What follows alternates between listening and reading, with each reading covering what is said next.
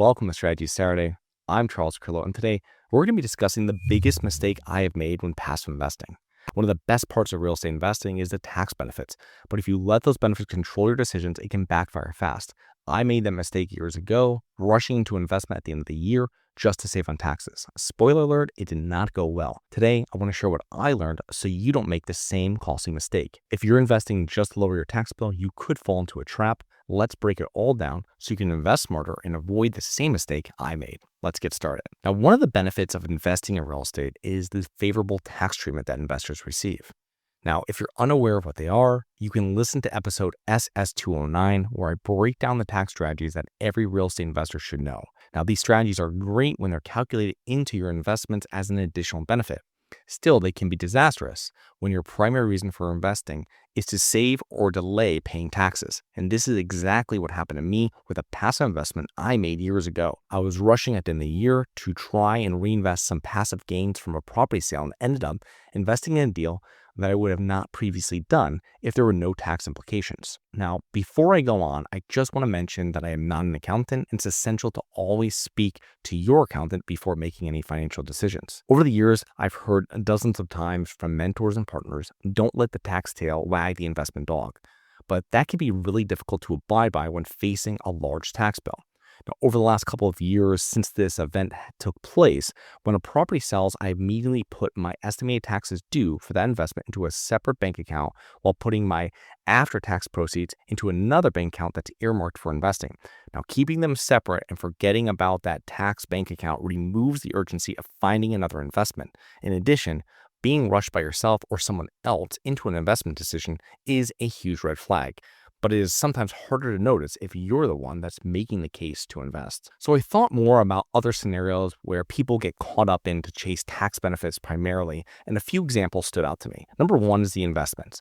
Now, we've been discussing tax advantage investments that don't truly align with your investment goals, guidelines, or risk tolerance to save on taxes. Number two would be business decisions. Now, business owners who structure these complicated business structures only to minimize taxes. And I'm not talking about just like setting up an S Corp to save on FICA. You usually will find these structures to be expensive to implement and maintain, and most importantly, they are very time intensive to set up and manage.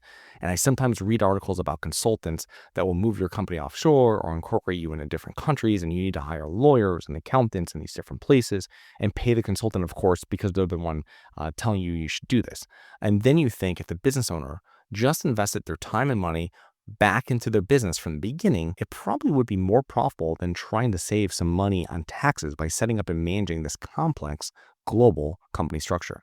Number three is estate planning. So people who fail to make arrangements or people who make complex estate arrangements when they are not necessary may have negative consequences for their heirs. Don't get me wrong, I will minimize my taxes whenever I'm given the chance. However, I will not make them my primary factor driving my investment decisions or business decisions into the future. So I hope you enjoyed. Please remember to rate, review, subscribe, submit comments and potential show topics at globalinvestorspodcast.com.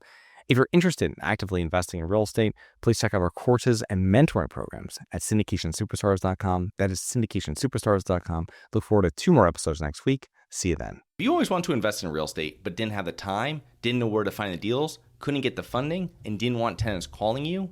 Since 2006, I've been buying income-producing properties in great locations that provide us with consistent passive income while we wait for appreciation in the future and take advantage of tax laws while we're waiting. And unlike your financial advisor, we invest alongside our investors in every property we purchase. Check out investwithharborside.com. If you like the idea of investing in real estate, if you like the idea of passive income, partner with us at investwithharborside.com. That's investwithharborside.com. Nothing in this episode should be considered specific, personal, or professional advice. Any investment opportunities mentioned on this podcast are limited to accredited investors. Any investments will only be made with proper disclosure, subscription documentation, and are subject to all applicable laws. Please consult an appropriate tax, legal, real estate, financial, or business professional for individualized advice. Opinions of guests are their own. Information is not guaranteed. All investment strategies have the potential for profit or loss. The host is operating on behalf of Syndication Superstars, LLC exclusively.